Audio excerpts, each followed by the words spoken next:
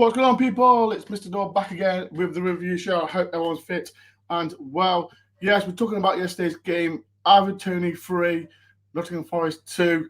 Sorry about that. But yeah, not a defeat yesterday. But I can't be disappointed about the result because I thought we played very well yesterday. But at the end of the day, we lost. And there's a lot to talk about yesterday's game. If you are new to my channel, please do hit the like button. Subscribe if you know. And if you want to say anything about Forest, please get in the comment section and we'll get involved as well. Right, let's get the panel in. First of all, the man himself, the Welsh Wizard. Steve, how are you doing, Steve? Yeah, I'm good, Ben. Right, lads, how's it going? Good to see you. Yeah, I'm good. Next up, man himself, Mark. How you doing, Mark? Yeah, all good, thanks. Bit deflated after yesterday, but everything's looking positive, hopefully. And last but not least, we've got the man himself from the Londoner. We've got the man himself, Glenn. How you doing, Glenn? Careful, not quite yet. Still not. Don't sound like one, Bill. So don't go there yet. And yeah, good. I'm all right. I've had like I said, 24 hours to reflect on the game and a little bit of a post-match mortem, and we'll see how we get on tonight. I think I agree with you on that first point. Positive from the outcome, but there's still things we could have done to secure a little bit more from the game. But we'll no doubt unpack that today. So people in the chat, like I said, show some love to the panel as well. If there's any questions as well, and any super chats to support my channel as well, please do. And like I said, please hit the like button as well before we do start. Right, before we do, let me get it through the chat as well. The man as well, Paul, how you doing, Paul? Hope you're well. Just for about players coming in, do you think players not like could see Danny Murphy's left? We know we've got players that are away on injury. Just a thought. That's something we can talk about as well. Danny Murphy, bloody hell, that's been ages, hasn't it? Danny Murphy.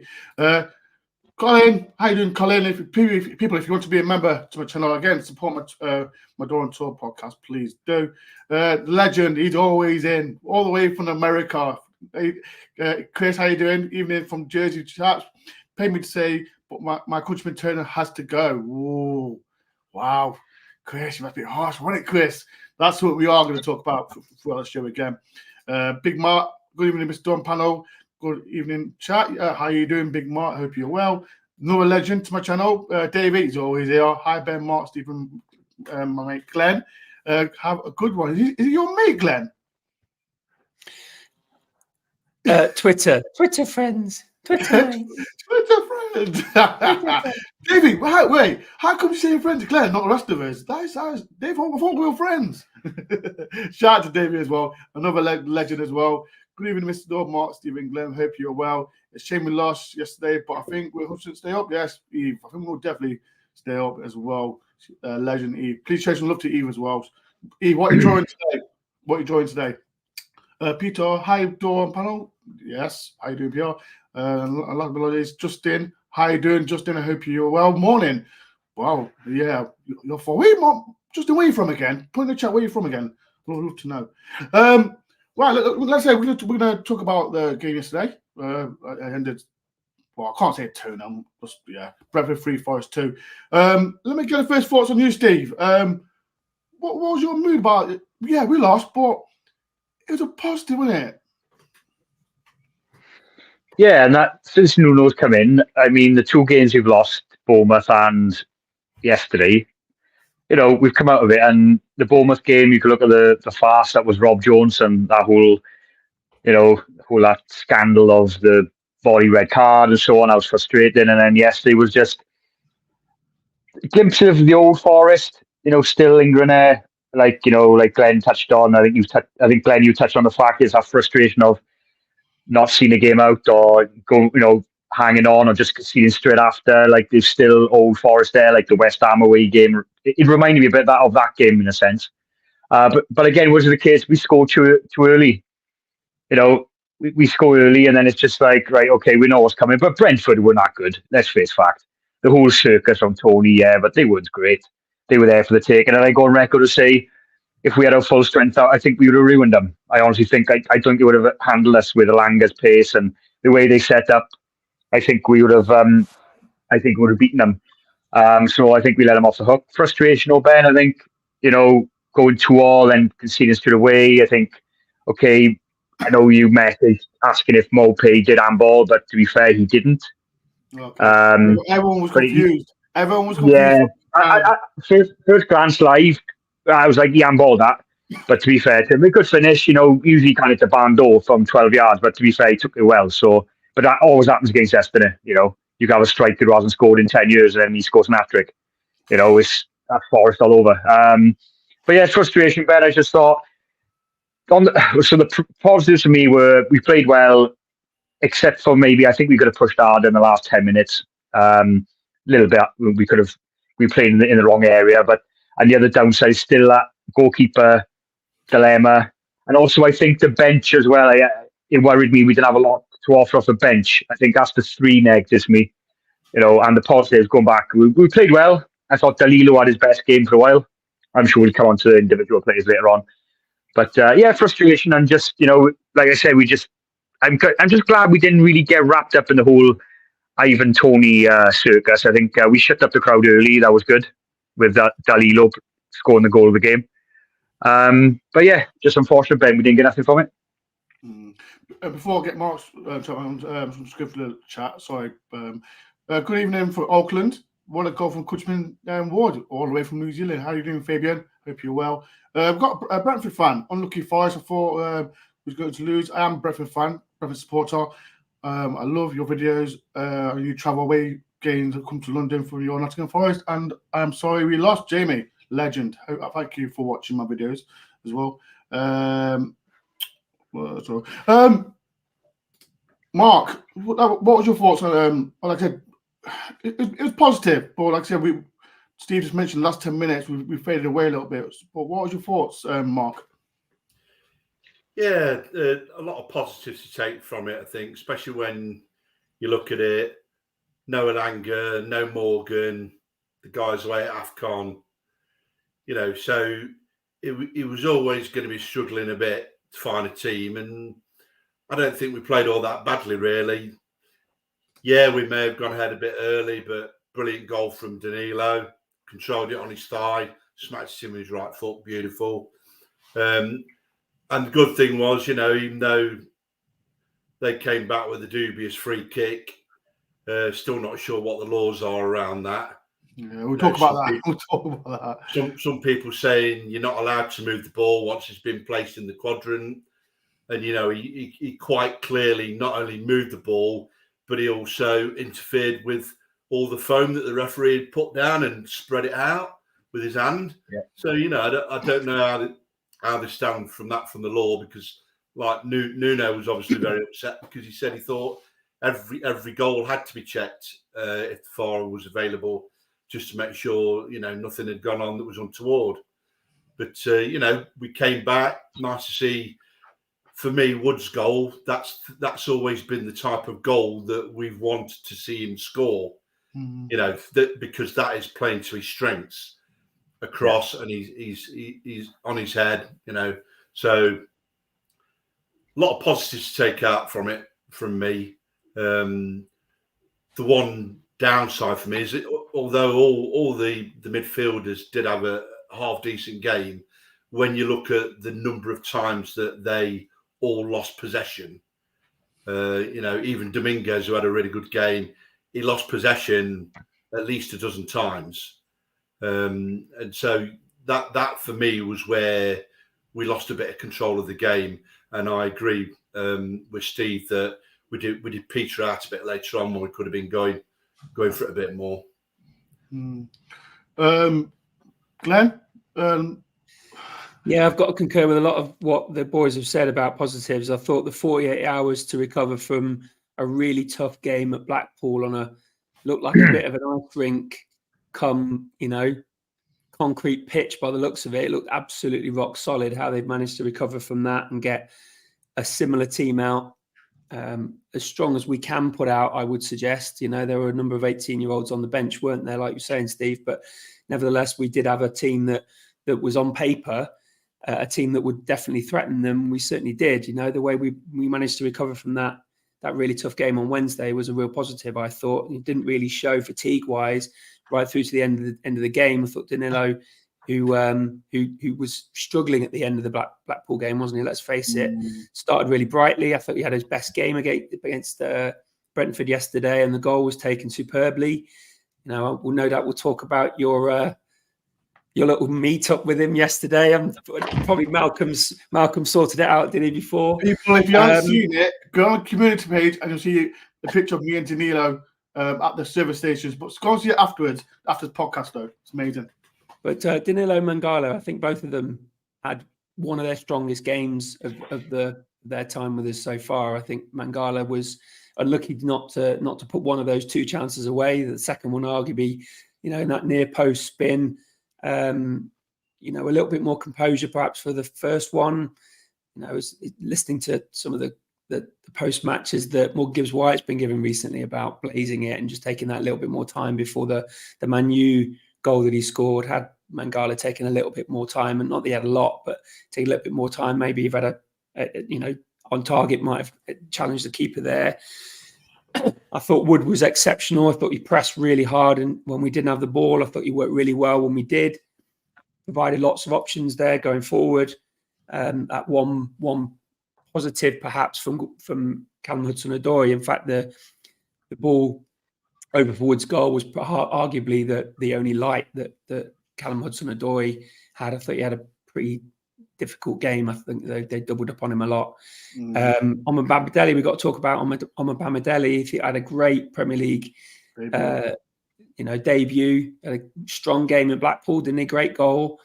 I thought arguably Blackpool made him work harder on Wednesday than Brentford did, but he had a really good positive. So lots and lots of positives there. You know, stats about how much possession we had compared to them, how many touches in our own their penalty area, that kind of stuff. So, like you were saying, Dor, certainly positives coming out of it. Just didn't quite have enough in key moments. I think that's always the case, isn't it, for us? Those key moments that we let ourselves down. The clown car comes back on again, and we self-destruct a little. But no doubt we'll go through them.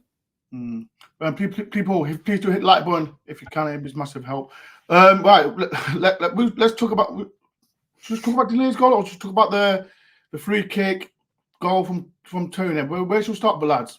We'll start with. Let's start with Danilo. Huh?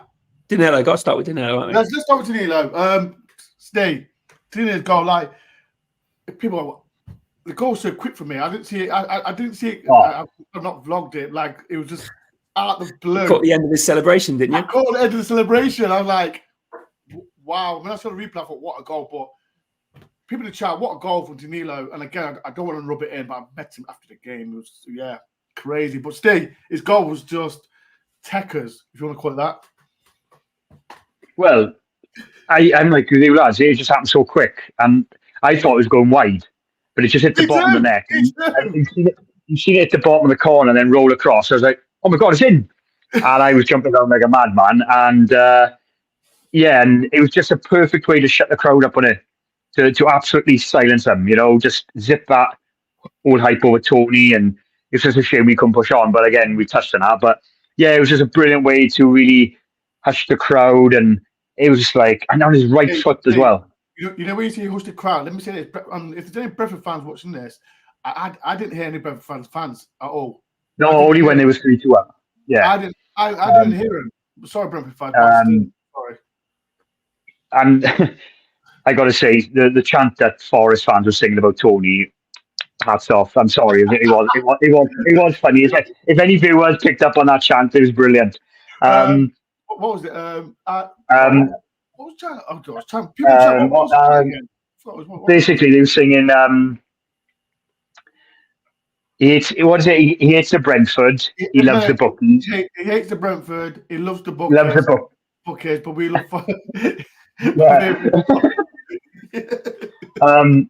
I just loved the beginning of that game because I was worried to see that beginning of the game that they were going to be on top. I thought, like the whole thing with Toney, I thought, they would be on top of us and we'd kind of go in our shells. But we really started the game well, didn't we? That first 5-10 minutes, again, keeping up on a record on scoring early. We're still in the top for scoring within 5 minutes. But again, it'd be nice just to it would have been nice just to kick on and score that second within, the next 10 minutes, just to really push on. It's just any time we score early, we never seem to get that second goal.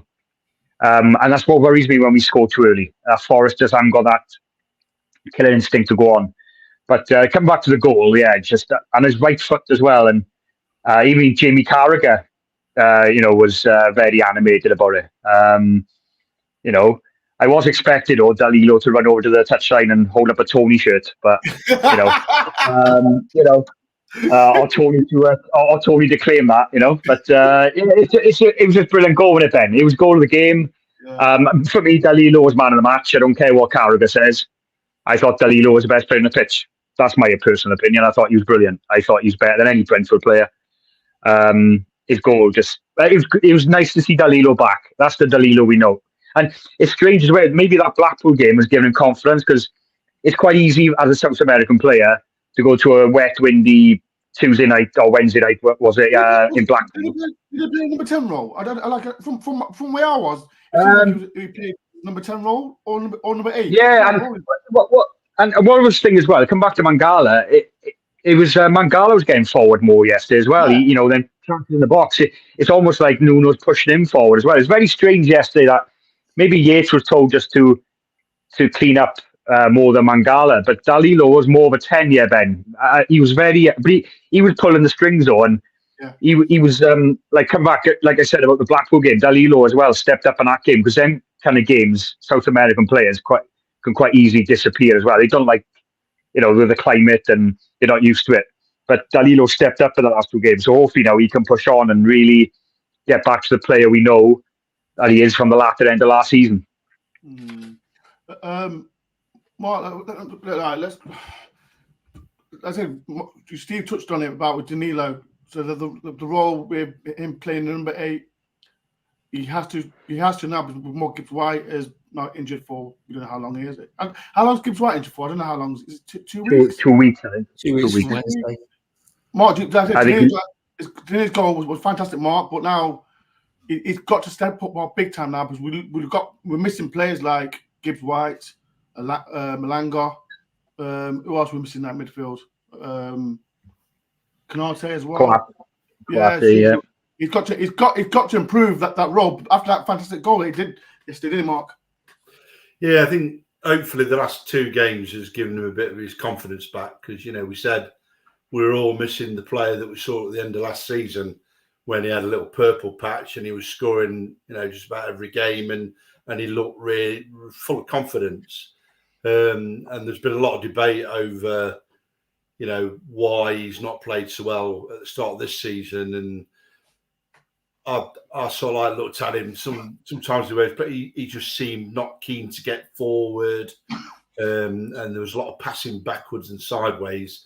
And the last couple of games, the Blackpool goal was obviously a bit scruffy, because although he was aiming for the bottom corner, because their player got to it first, their player directed it almost towards the other corner. So that was a bit of a scrappy goal, but that's obviously given him a bit of confidence. And then that was just pure class, that finish, on his thigh, didn't let it drop to the floor, bang, volleyed it in. That's just a class goal. But we just need not to get carried away and expect that from him all the time, because he is still young. He is still learning, he's training the Premiership. But I've always said it looks like he'll be a class player if we can hang on to him. And I think there was a bit of swapping round. So he was probably him, and Mangala seems to be the one that plays deeper than anybody at the moment. If he is, especially like in the Blackpool game, Mangala was driving out from the back.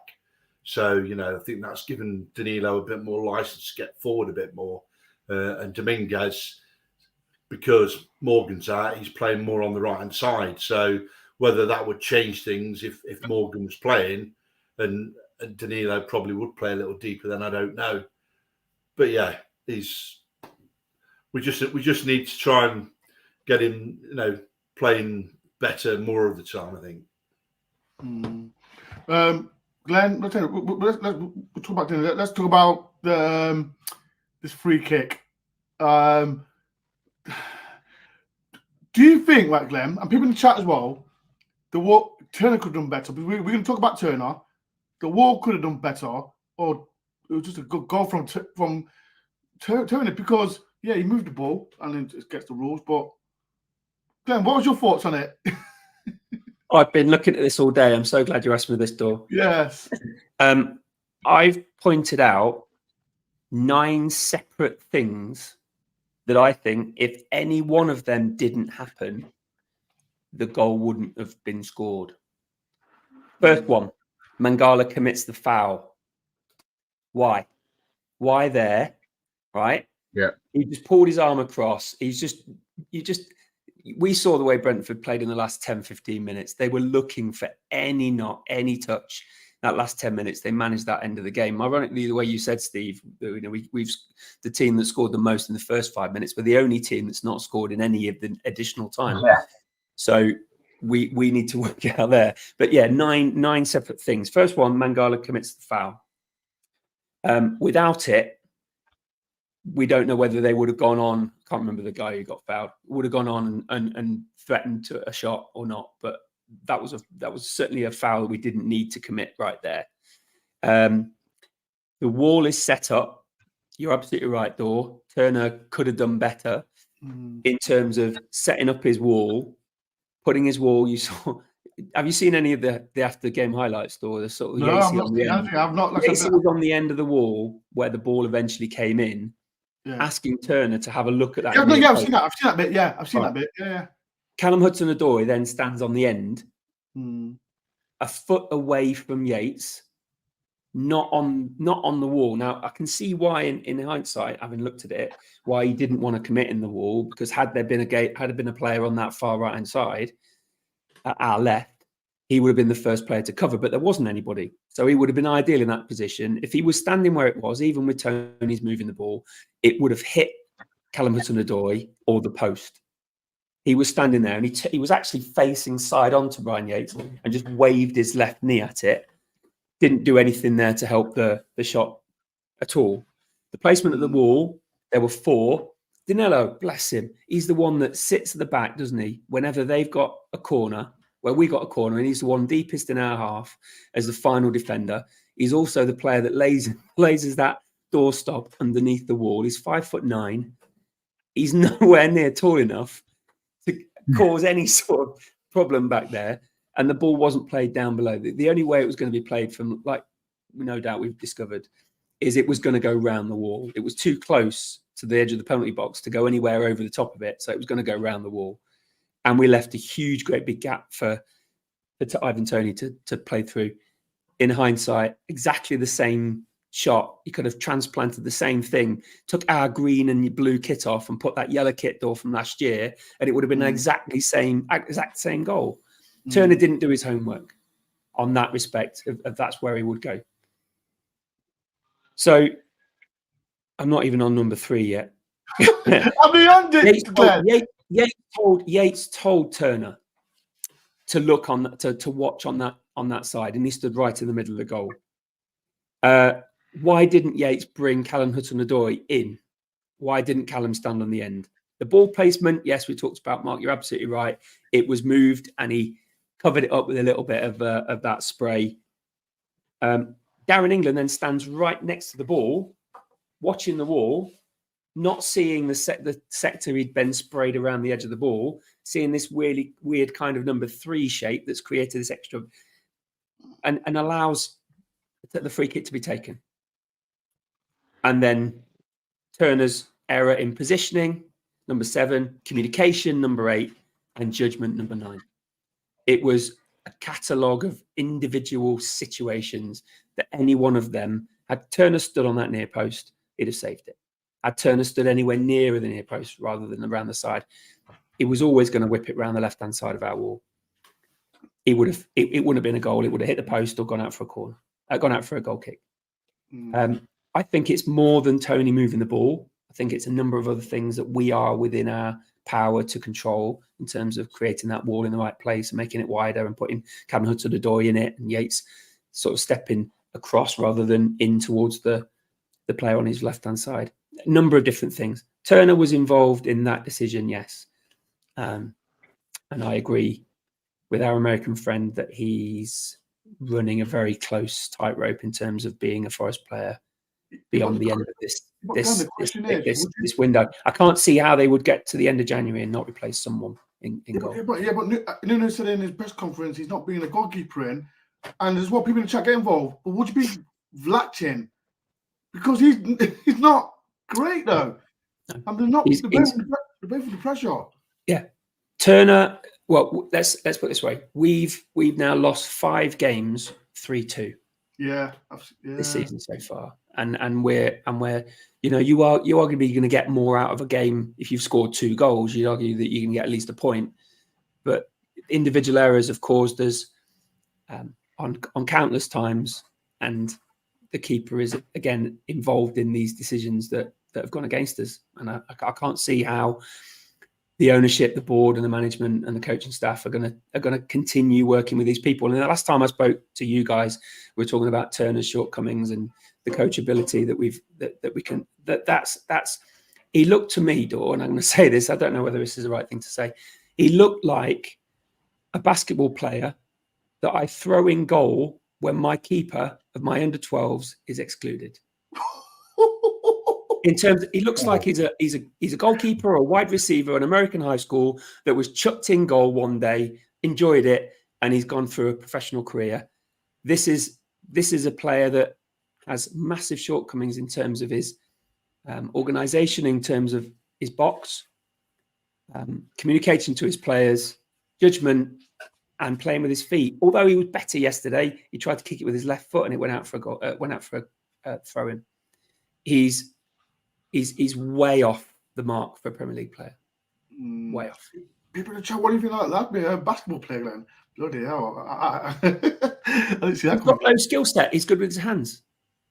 Yeah, he's not great with his feet. There was something through his high school career that turned him to soccer rather than other team sports that he might have played in high school, and the things that are missing in his development as a young player haven't been resolved. We assume that he's a player that's gone through several Premier League development programs, including Arsenal's, which is one of the best. And surely those things should have been ironed out by now. I was very kind to him when we spoke last time. I'm certainly not going to cuss him out on your channel tonight, but there are things with his feet and things with his decision making that he just needs to get a grip of. And he missed an opportunity there to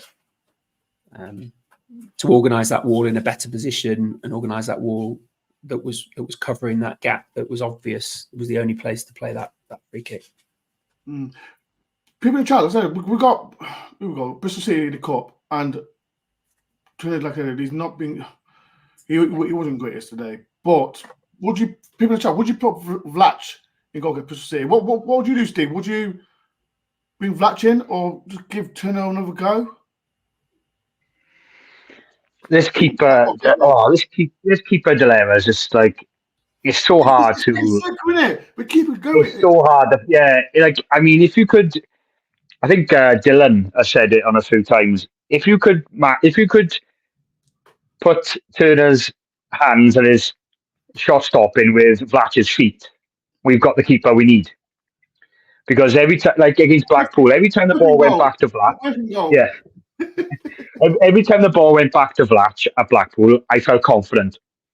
He never really looks like he's just going to needlessly give the ball away. He's quite comfortable with his feet. But on the flip side, again, this whole weird thing with Vlach is he hasn't pulled the save off, but yet nearly every goal he's conceded has been kind of unsavable, or a kind of thing where he hasn't really got a hand to it, or maybe, I don't know, there may be 1 or 2 shots he should have saved, but maybe the Blackpool second goal he could have done a bit better. But with Turner, he doesn't give me any confidence. Like, there was a few times yesterday, I don't know about you guys, but the ball came back to him. He played a ball through the middle, straight into midfield. And I was I remember that one. Oh my God, where's this going to go? I personally Mangala calling for it. Mangala likes to do that when you can see the goalie's under pressure and the defenders are being pressed either side, he will run back through the centre and offer the goalie to pass him to it. And I know last season, was it Hendo who was saying that Mangala had been out injured, and he said publicly, I can't wait till Mangala comes back because I'll be more confident with who I'm passing out to. Well, as we see, like you can see Turner now looking for Murillo a lot. Murillo demands the ball off him a lot.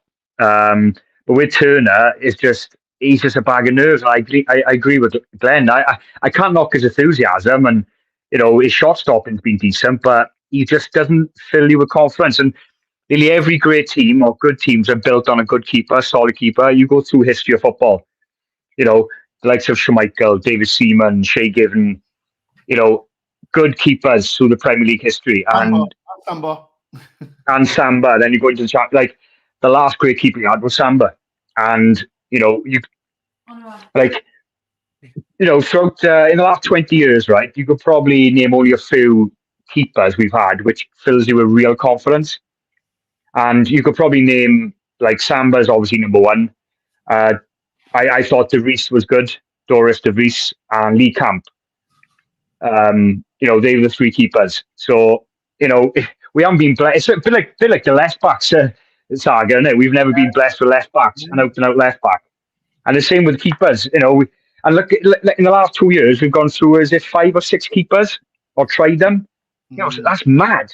Some clubs have, like Man United had De Gea for like 12 years as their number one, and we've been through 5 in 2 seasons.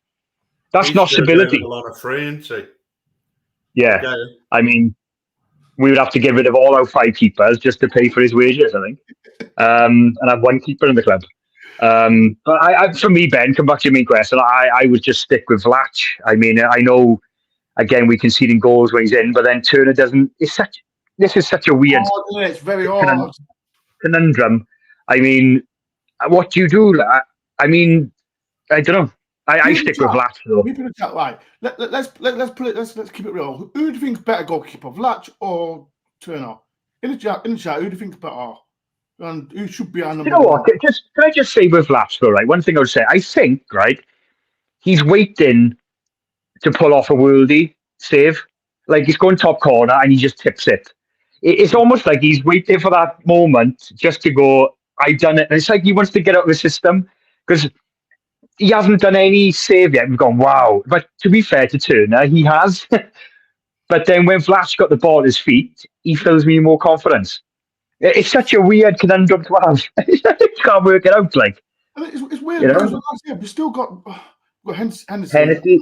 He's not great, and even I know Harbaugh as well. He's going anyway. I don't get that situation, and even Keane says, "Give Xavi a go." I saw him pre-season. But I saw it pre-season against Frankfurt, and yes, it's pre-season, and I'm friendly. It's different, but he made some worldies. But what we're going to do, we've got 5 goalkeepers. If you look at it, 5 goalkeepers, and we don't know who's number one. So, you know what? I just quickly say, Ben. I think the club. I think they put all their eggs in one basket with Dean Henderson. That's the keeper they really wanted. But I think the injuries he's very injury prone. I think the club were devastated by that. They really wanted Henderson to be their number one. I think with the injury, and Henderson then was out, and then we held back, and then United, and were hanging back, and all that. Were we not going full in on him because we were a bit wary of his injury history? I think Henderson was the one the club wanted, and I think because that fell through, we've just panicked. We've gone, let's get Navas in. Oh my God, what are we going to get in now? Let's have a quick buy in Turner, and it's just been panic buy. People, please hit like button if you can. It helps my channel a lot. Like I said, we're talking about individual players, and one player that it's been talking about for 2 weeks about regarding Mangala. I personally thought it was my man of the match, so I'll get out of the way. He was my man of the match today, and there's been loads of talk about him leaving to go to Napoli. I think it was on Twitter about him. He's agreed a fee. Agreed to personal terms and that. It's just a fee. that one. But Forest don't want to sell him. I'll ask you, Mark, and then I'll get Glenn. What do you think of Mangala? I thought he was good yesterday, but can Forest afford to get rid of him? Because we are struggling in that midfield. People in chat as well, get involved. I think when you look at what he's done over the season so far for us, he's been one of our best players. He's just been unlucky that for whatever reason, when Nuno came in, he was out for a couple of games, and it wasn't because he was injured; he just wasn't getting off the bench. So I'm a Mangala fan. You know, yes, everyone knows he's got his faults, but I think they're far outweighed by his all his positive sides. So for me, I wouldn't let him go. But how much was Mark? But if we did sell it, how much do you think? Like I said, we're struggling there, but if we did sell it, how much would you go for? What people people in chat pay well, for how him much was about 18, 19 million. Pardon? 15 million, I think they paid for him. 15 million, Right. round up. Yeah, 15 million we brought him for. Yeah, it's one of the things, you know what I mean? He's a Belgium international. He's still young enough. I think that because Napoli have offered around 30 to 35, haven't they? They've come in with a new bid. Million euro. 25. 25, They've come in. Yeah, Napoli have come in with a better bid, apparently. So somewhere between 30 and 35, where with I don't know whether it's a loan with option to buy for between 30 and 35. No, what I've seen, I think the guy put it's a loan option to buy. That's what I'm hearing. Yeah, but definitely Napoli are the front runners at the moment. And if we can get 30 to 35 for him, I think Can't say no to it. Probably would sell him, but because it'll be good profit on what we paid for him. We all know Nuno wants to trim the squad, but I wouldn't sell him. What about you, Glenn? Like I said, he's been. I know he didn't start well with playing with Nuno, but he's come in against Blackpool, and like I said, for me personally, I thought he played well today. But what's your thoughts on Mangala, Glenn? Do you think Forest need to sell him, or do we're struggling in that midfield anyway? Well, need is a really important word in that sentence. We don't need to sell him, but we might need the profit, like you say, Mark, that then brings in other players. It might be a situation where we can't afford to keep him. I don't know if it's that bad at the moment. I don't know what the kitty's like in terms of what we might be able to bring in loans to buy similar sorts of things in exchange for those sorts of players like Mangala, who certainly are assets that others are going to be looking for. You say, Mark, you're absolutely right. He's a young, talented international that's played 2 seasons, well, best part of a season and a half in the Premier League now, and is a better player now than he was when he started. And he's certainly a better player now than he was this time last January. The need word, Dore, I think to answer your question is we are quite fortunate to have a number of midfield players that can do a similar job to him. He's certainly covering for a lot of the African players that are out at the moment, injured players, and he certainly seems a really good fit. I agree with you, Dore. He had a really good game yesterday, one of the best games I've seen him play. And he was unfortunate not to. Had he scored a goal, I think he'd been running for for player of the match. Although Cara was never going to give it to anybody else, was he? He was very clear to that. This is why I hate that, because they gave it before the match started. So that was but the obligation to buy after a 45-minute 6-month loan or whatever it is, 45 minutes per game or whatever it said, might just be too much, for us to be able to turn down. But no, I certainly wouldn't want to get rid of him. But I think it's a sign of, if we do, it's a sign that the club want to bring in other players. And I think that's certainly a priority this window.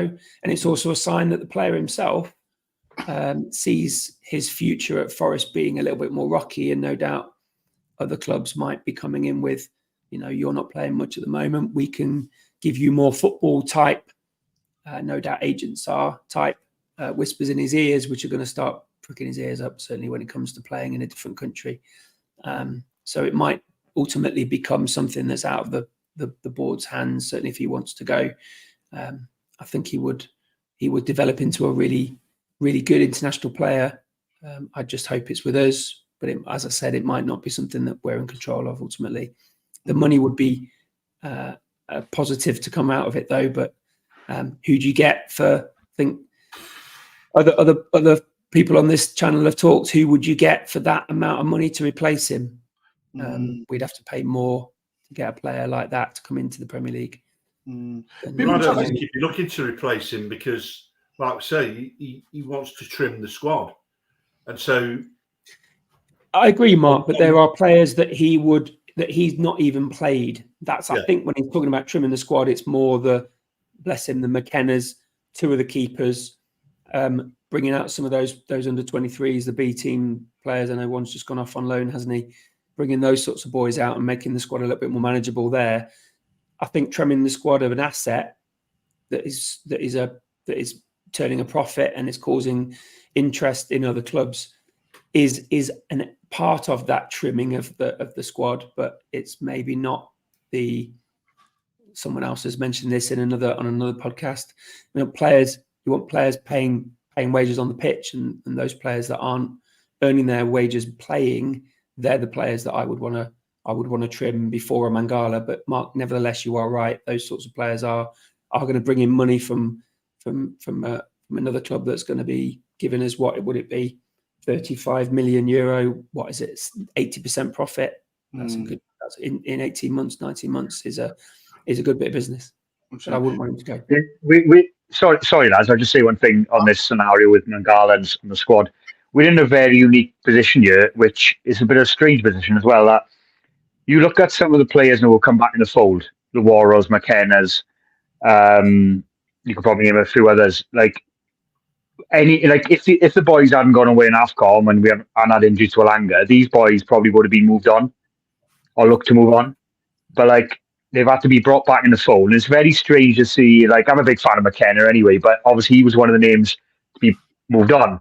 But it's almost like Nuno's gone like that now. Oh, right, I want to trim the squad, which Mark is right. Then I can't because the boys are going away in AFCON. We'd be left with under 23s or youth, like West Ham today now. They were left with literally kids on the bench. This is a very strange window, this is, because the AFCON has thrown a lot of teams. A lot of it's quiet. We're the most team as well, aren't we? I think we are. Yeah. FFP as well. We've had this winter break. We've got FFP lingering over some clubs. We've got AFCON. We've got injury. It's a very strange period for football, this is, where teams are after blood young players. And, I mean, it's just on managers now are scratching their head going, I've had to put kids on the bench because it's kind of thrown everything. Because I'm sure Nuno would have wanted to trim the squad. Like we left now, Mangala, to be fair to Mangala, at least he's professional and going out and put a performance in. Which, if he does want to go, at least he's putting the performance in. He could easily not just say, look, I'm not going to bother you, or show body language. He's not bothered. So fair play to him. But if we can get money for him, but then if we get rid of him, say, by the end of the week, that's another hole we've got to fill. We've got to bring another youth player in. Or who do we bring back? You know, it's very strange at the moment, very strange position we're in about filling gaps and, you know. I'm just going through the chat, and there's quite a lot of people getting involved. There's Notts County fan here, Notts fan here. We are having the same problems with goalkeeping, but is it the defence that's the trouble, not giving you the goalkeeper the confidence? I think that's a problem over the river. That could be a good question to be fair, because that's something that I want to touch on with defence as well.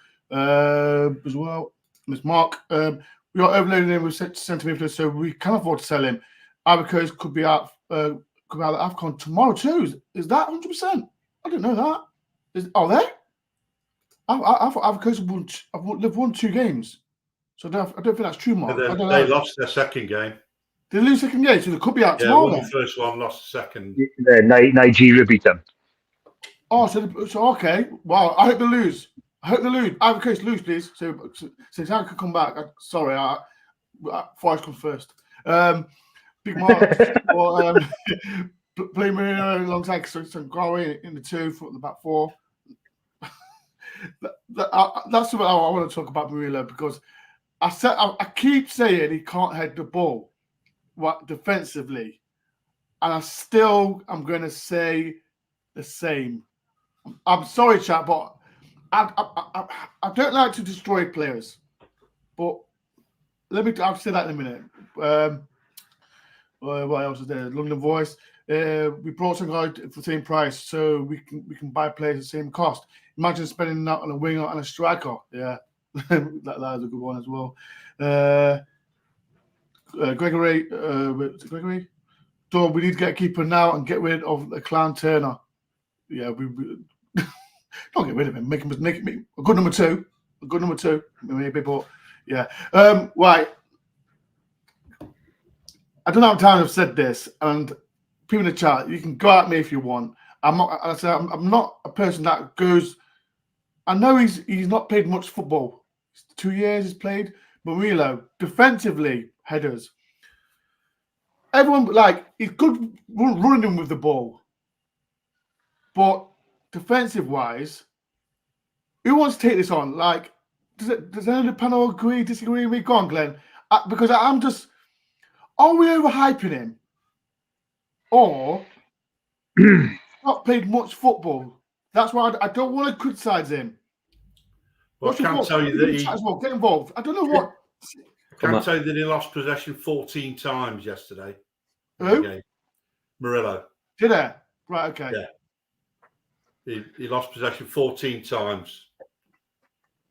Are we overhyping him? No, we're looking at the potential player that he could be based on the lack of football, the little bit of football that he has played. But I think you're absolutely right in terms of with the ball at his feet, he can ping a ball. Is beautiful the way he runs with the ball, the way he plays the ball. His vision out there is superb. I think that might come from, I'm pointing my way, that might come from the comments that are talking about him perhaps playing in a slightly different position, forward position. It wouldn't surprise me if on the unmarked header that he headed and the ball came past his right ear, that he's like this at the moment that the ball came by. It won't surprise me if he's closing his eyes. He was also flat-footed. He was standing still, and he jumped vertical to try and head a ball that was coming over his right ear.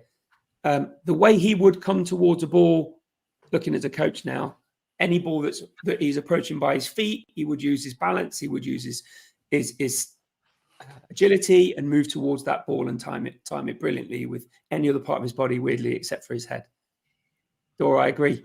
He's not great with his head at all, and defending corners.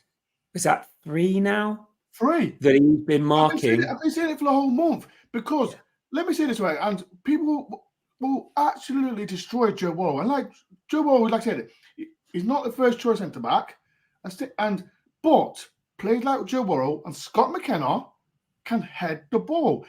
They're not fast. Marino is really, really fast. Oh, he's rapid. He's rapid. Marino is. But when it comes to defending, I still think. Do you think Marino will be our Trent Alexander-Arnold? In a sense that he's terrible at defending, but he can be on the ball. Just get him on the ball and spray, like Glenn said, spray the ball around. And I mean, I agree with you. Defending sometimes. Yeah, he's not. I agree with you, Ben. He's not the best with his head. I don't know because he is slightly shorter than a lot of centre halves. I don't know. He doesn't back himself, but yeah, I agree with you, Ben. He's not great with his head. With his feet, he's unbelievable. But yeah, but Well, let's get Mark. What do you think, Mark? Because you. Yeah, I mean, for me, his best asset is those long balls that he sprays out. I think it's a mix. I've seen him win quite a few headers over the time he's played, but generally, it doesn't fill me with confidence, especially when he's sort of going backwards to try and win a header.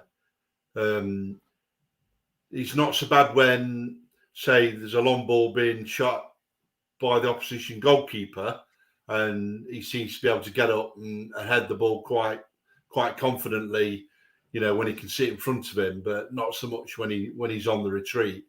But definitely some of his passing is, unbelievable. We used to drool over what a Scarpa might be able to do, but some of his long balls for me are beautiful. People in chat, what do you think? Am I being very harsh on him or not? Like I said, I've said it for a few times about Mourinho. Fantastic with passing the ball, but what game was it? West Ham away as well. That's where it started. And then going forward, it's just not. He needs to improve. I know he hasn't played much football for 2 years or whatever what it is, but we're in the Premier League and we can't afford to conceding goals. And if we don't, and all the blame is going to be for Turner. And yeah, Turner's not been great, but defense need a bit of criticism as well. Another player that again, it was in the crowd as well. Callum Hudson-Odoi, a fantastic assist for Chris Ward, and that's what I want Chris Hudson-Odoi. That's what I wanted to do: get the ball in, and Wood will get the goal. Forest fans, what do you think about Hudson-Odoi? Like, I know he's not started great, but let me ask you, Steve. How do you feel about him yesterday? Because yesterday there's one guy consistently slating him, Hudson-Odoi. It was for like half an hour. I think Glenn made the point earlier. They doubled up on him. Yeah. He was like he wanted to get away, but it's almost when he did skip past someone, it was someone straight on him straight away. Especially in the first half, there was a couple of times he beat the man. The next thing he'd be a Brighton player straight on him again. So they've done their homework on him, and I think because he's the only out and out winger on the pitch for us when Alanga's not playing. I think he feels he has to take it on himself then to try take a man on. I agree with you, Ben. His assist was what a ball in. That Wood would eat that up all day long. I thought he had an up and down game. I thought he done okay, but again, if the other team does a homework on it, what can you do? You are going to get frustrated, and he did show glimpses of frustration and a couple of wayward passes. We've got to give credit to Brentford; they've done a homework on him, and will come a time he'll have a stormer, and I'm sure we'll see another goal like he did against Burnley at some point because that's his strength to cut in and curl one in top corner. But yeah, it's a plane in there again with the Hudson-Odoi thing as well. It's like you're talking about Murillo, like Hudson-Odoi. Like how many injuries did he have at Chelsea? He was such a hot prospect, and he's come to. He just needs to run the games, and I think he come back to us saying about when Alanga comes back, when there's two flying wings up either side, I think is going to suit. The balance is better as well, and I'm sure we can go over the selection and balance of the team. But with Hudson-Odoi as well, he can switch as well. See, he can switch either flank. But I thought he had an okay game, Ben. I didn't think he had a stinker. I don't think any Forest player had a real stinker yesterday. It's like I've seen Simon, I'm not trying to be. I'm just saying we can't afford to be losing. I think though you have to give. Sometimes it's easy to pick. It's easy to pick on a player, right? But you've got to give credit sometimes to the opposition. Yes. If you get inside the player's head or frustrate them or double up, you're only human at the end of the day. Even the best players in the world have been frustrated or the team has done their homework. How many times have we beaten the team and we done our homework on the opposition? So their fans will be saying the same thing. You just sometimes got to give credit to the other team and say, look, they've done a number on him, they doubled up on him, and he just had a run on games where it just didn't really happen for him all through the 90 minutes. Just one assist, and that paid off. But other than that, it was just up and down, wasn't it? It's just one of them games. 100%. But Glenn, Wood took his goal good in there. Like I said, that's what poachers do. Sorry, Ben. Can I just say one more thing? Yeah. Look how many times. Look, coming back to Brennan Johnson. How many times was Brennan Johnson doubled up on last year? Yes. Yeah. Same thing. That is true. Same thing. And he had some games where we were frustrated with him. So yeah. So I just make that point. That's all. That's fine. Glenn. I'll talk about Wood. Actually, I'm going to continue what you were saying, Steve. I think you're absolutely right. I think the vast majority of our attacks were coming down that left-hand side where Callum Hudson-Odoi was. And Montiel was trying to offer, and Dominguez was trying to offer an outlet out as another option on the right-hand side. And until Nico Williams came on, we didn't really utilise that space very well. And Nico really gave Callum a lot more space out there, brought one of the players over, and that led to Danilo having that space through midfield to run through to lay off to Callum before the cross and Wood's goal, which was taken really well. I've watched that several times today, and the way he delayed his run, even though he had to look over his shoulder, didn't he, Wood, to see whether he was offside or not. He delayed his run perfectly. They sat off Wood. They were looking at they were looking at Callum and what Callum was going to do. Lots of the centre halves, and they almost took their eye off Wood, and he ran straight across between the pair of them and slotted it home. Took it really well. The number of, I've talked about him on your channel quite a lot, Dora. I've got a lot of time for Chris Wood, and he's had a lot of slack, and it's really good stats. 6 out of 6. 6 out of 6.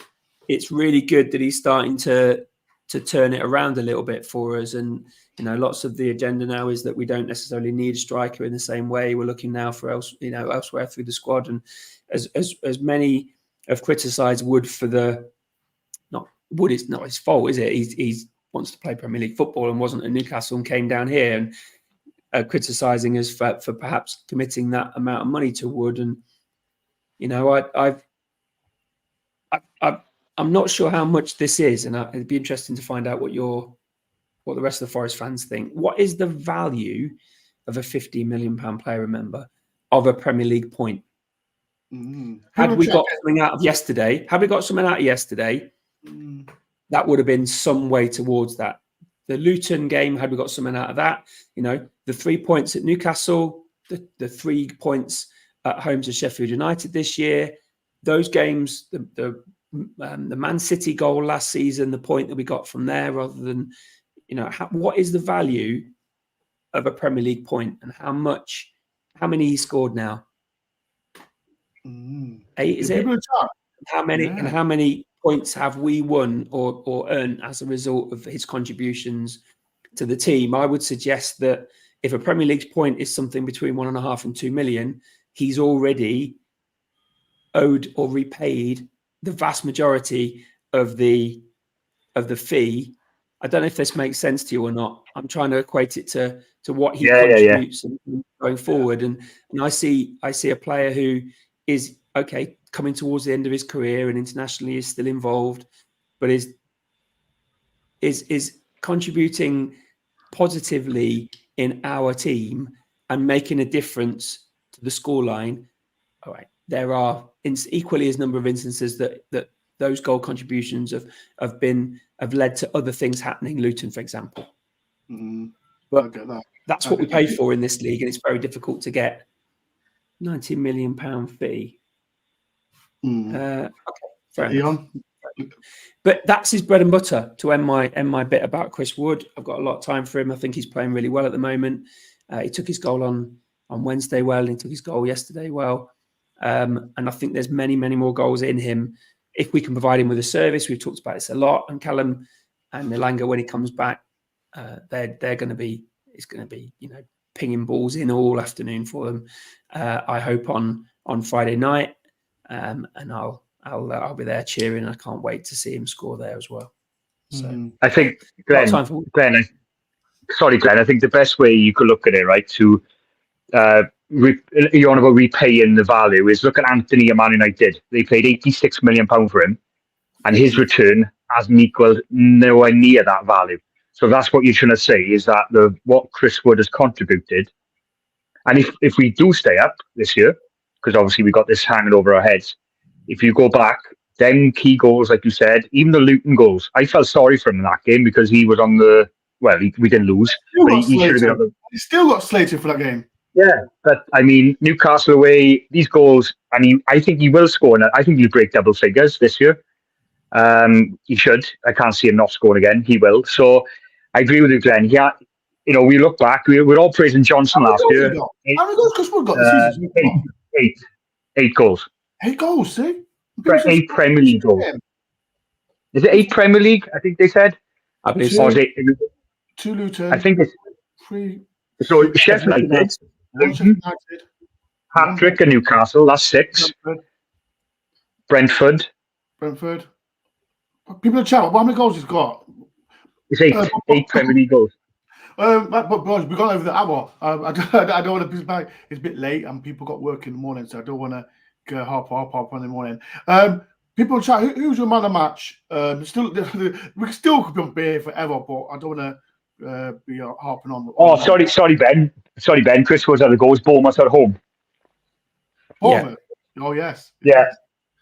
Yes. Okay. Yeah. Wow, crazy. But people in the chat, there's 64 people in. Please do hit the like button. Help me out, please. It helps me a lot. So subscribe. And a lot of people watch the vlog that I did. Chris Wood's a fantastic header as well. And Danilo celebration as well. I got the ending. I didn't get the goal, but I got that. It just took me out of the blue with his goal. But yeah. So people in the chat, who was your man of the match today? I think it's like I said, we lost, but it was like I said, it was a positive performance with the players. I've been out AFCON as well. So in the chat, there's 64 people in. Please get your prediction. Who's your man of the match? I'm gonna start with you, Mark. Who stood up for you yesterday, and who's your man of the match? I find it very hard to pick a man of the match out. I think it was I think it's probably Steve saying earlier that no one really stood out.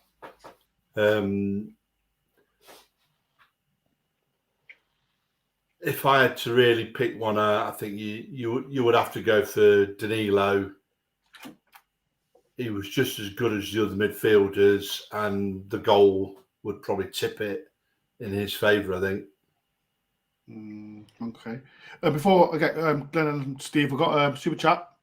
Thank you, Colin, for the £5. Much appreciate for that. That will go towards my new hat. I need a new hat. I've had it since Championship days, so that will go towards my new hat. But we appreciate. Thank you for the £5. It's my lucky hat, Glenn.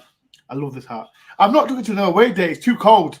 I've been wearing woolly hat, so it's too cold to wear this hat. So yeah, I'm after one of those. Or I would do daily hats. I'll try and get one. If you want a woolly hat, go to Des. It is nice and warm. So if you do want one, go to Des. No, don't go to Des. Go to K. Yeah, K. Shout to K, not Des. Steve, who's your man of the match? Big mention of Chris Wood.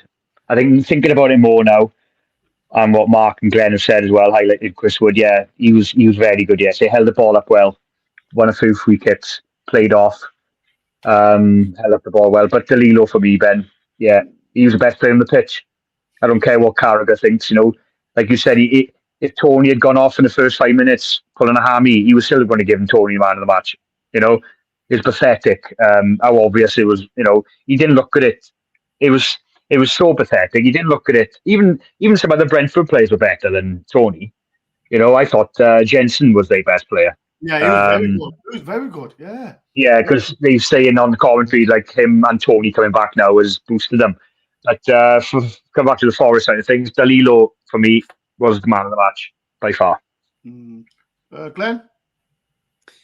Yeah, 3 out of 3. Danilo. I thought he was really good. Showed really good strength in possession. Worked really hard without the ball. In possession, I think he made some really good decisions. He didn't play there was a couple of ways he played a lovely ball through to Callum Hudson-Odoi between 3 players. But on the whole, he made the easy pass and move, and brought that team forward against arguably the midfield in like you were saying, Jensen. The Brentford midfield was the strongest element, and he was one of the best players on the pitch, if not the best. So Danilo for me, yeah, man of the player of the match for me. I think I'll say Mangala. I'll stick with Mangala. Danilo was again. Danilo was fantastic. I don't want to rub it in. I had a picture of him. I'm only saying that because I want to rub it in Steve's face because he did it with the Dyche situation. So Steve, screw you. I saw Danilo yesterday. So that's one. So yeah. Talking of pictures, can I show you this? David's just sent me a picture. I don't.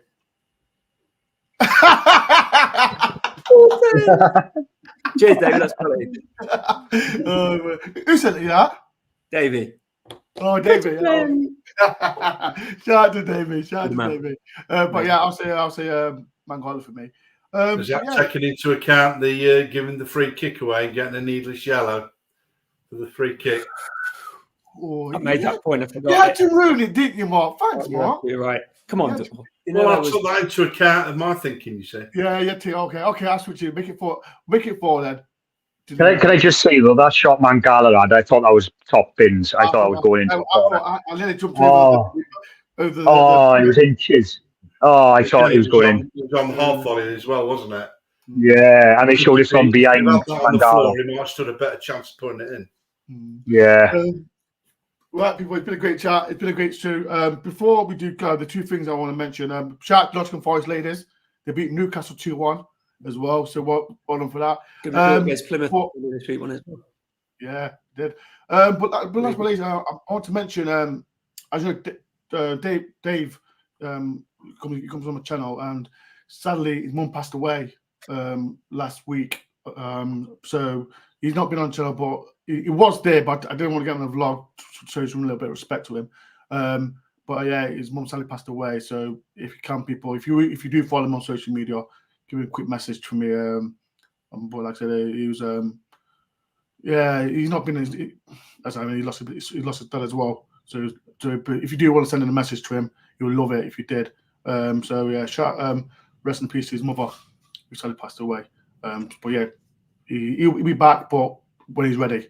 Right, but yeah, thank you everyone for turning up. Thank you, Glenn, Steve, and Mark for taking your time out. I know you lot be going to bed soon. I know it's 2010 in Steve's world for his Wi-Fi. I know that. But yeah, I'll be doing the Bristol City preview with Bristol City fan. Watch that. Steve, he'll be there on Friday as well. Glenn, are you going, Glenn? I am. I need to be in London at 8 a.m. Saturday morning. So I'm staying in Bristol overnight, leaving Bristol at 4:30, and I'm leaving London about 3 o'clock, 3:15. So it's going to be a whirlwind of a 390-mile round trip. But where are you going? Bristol from London. It's 155 miles. Wow. And you know what? What's nice for me, it's only an hour and a half down the road for me. Only 70 minutes. Nice little local run for me. Okay. Mark, are you going, Mark? Seeing you on Friday night, Steve. No, I did think long and hard about getting a ticket because it did go to season card holders, so I could have got a ticket, but it's just a bit far for me there and back on a Friday night. That is true. No, but remember Bristol City away. Mark, you remember Bristol City away? Look at it. It might happen again. This time I'm not going to follow wearing that shirt. I'm going to wear that. Are we signing Lyle Taylor on loan? Yeah, Lyle Taylor come back. Glenn knows him. Yeah. Glenn doing really well at Cambridge. No, Glenn, just message. Glenn knows Lyle Taylor. So Glenn, if you do a little message to him, just bring him back for that game. Right, it's been a pleasure. Thank you everyone for watching this. And if you are watching this and anything's discussed wise in the comment section, please message and I'll try and get involved. Like I said, I'll be back as well sometime this week, talk about Bristol City. Might do a little video as well, so watch out for that. But yeah, it's been a pleasure, people. If you are new to our channel, please do hit the like button, subscribe if you're new, and I'll see you this week. And watch out for the watch the Bristol City vlog. We've got them on Friday. Watch out for that because we're one of the best vlogs I did. My bum still hurts from that game. So yeah. Peace and love. Up the Forest. You ready?